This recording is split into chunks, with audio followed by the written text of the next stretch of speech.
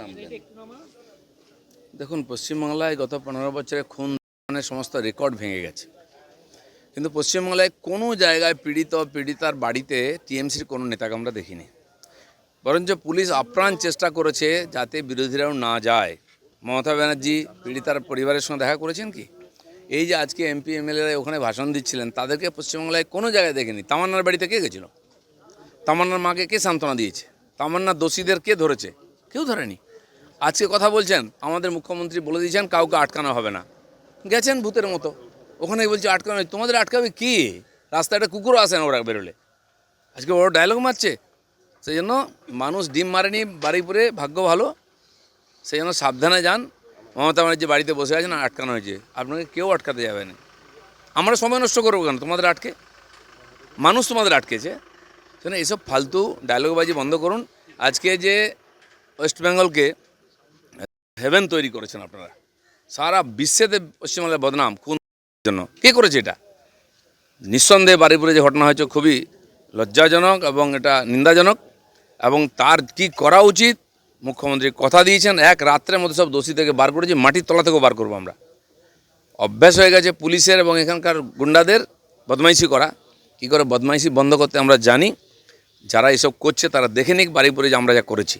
আর এই যারা নেতারা ছবি তুলতে গেছেন তারাও জেনে নিন, এইসব ড্রামা করে কোনো লাভ হবে না।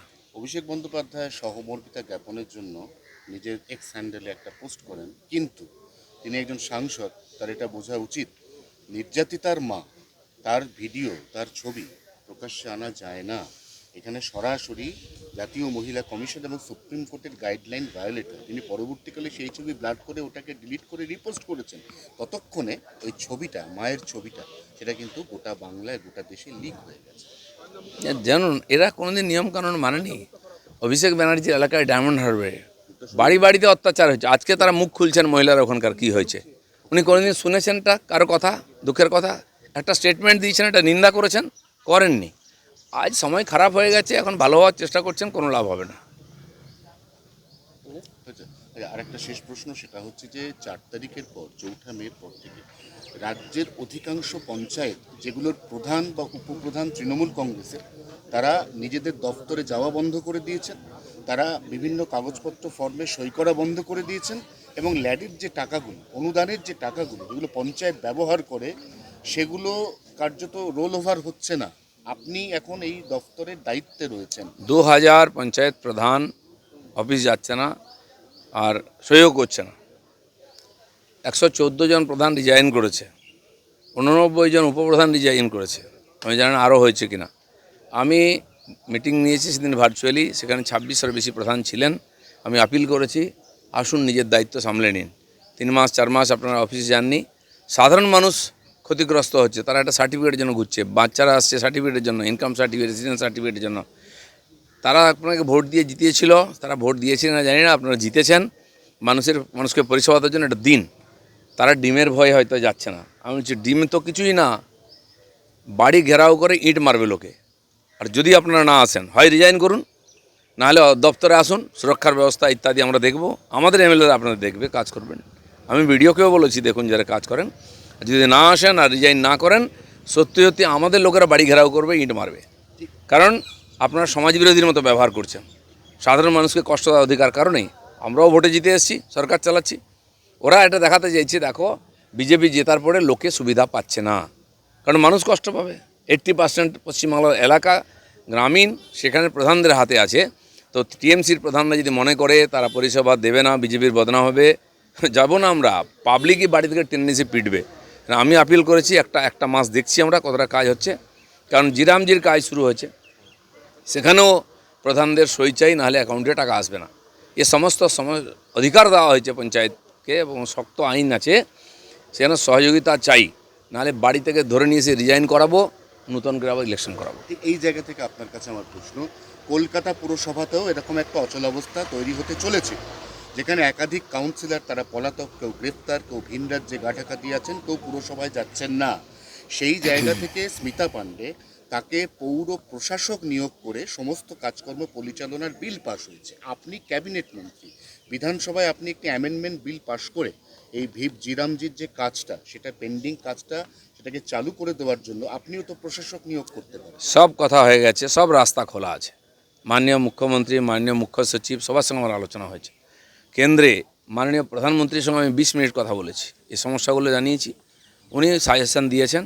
আমাদের যে পঞ্চায়েতের রাজ যে কর্মশালা ছিল 16th ফাইন্যান্স কমিশন নিয়ে, সেখানে আমি মাননীয় পঞ্চায়েত রাজ মন্ত্রী লরণ সিংয়ের সামনে বলেছি, তিনিও বলেছেন, আমাকে সাজেশন দিয়েছেন। সব রাস্তা খোলা আছে, কিন্তু গণতান্ত্রিকভাবে নির্বাচিত প্রতিনিধিকে আমরা সরাতে চাই না। আমরা চাই তারাই মানুষকে দিন সমস্ত পরিষেবা। তারা মানুষের ভোট লুট করেছেন, তারপরে মানুষের টাকা লুট করেছেন, তাই ভয় পাচ্ছেন। তার মানে ক্ষমা পেয়ে যাবেন নয়, এক এক জনের নামে এফআইআর করাবো, এক একটাকে কোমরে দড়ি বেঁধে বাড়ি থেকে নিয়ে আসবে।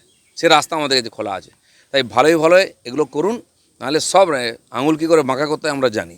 যদি এখানকার সরকারকে সরাতে পারি, একটা প্রধান কি বারুইপুরের সূর্যহাটপুর বাজার, সেখানে আজকে মাননীয় মুখ্যমন্ত্রী তিনি যাচ্ছেন, এবং তার থেকেও যেটা বড় কথা, তিনি এরিয়া ডমিনেট করতে যাচ্ছেন। কারণ আমরা ইতিমধ্যেই দেখছি যে সেখানে সাংবাদিকদের মারধর করা হচ্ছে, সেখানে কোনো প্রশাসক তাদেরকে যাতে ঢুকতে না দেওয়া হয়। দেখুন, রাস্তায় গাছের সিপিএম গুঁড়ি আর ফেলে কংগ্রেস, সিপিএমের সময় 45,000 লোক খুন হয়েছিল বাংলায়।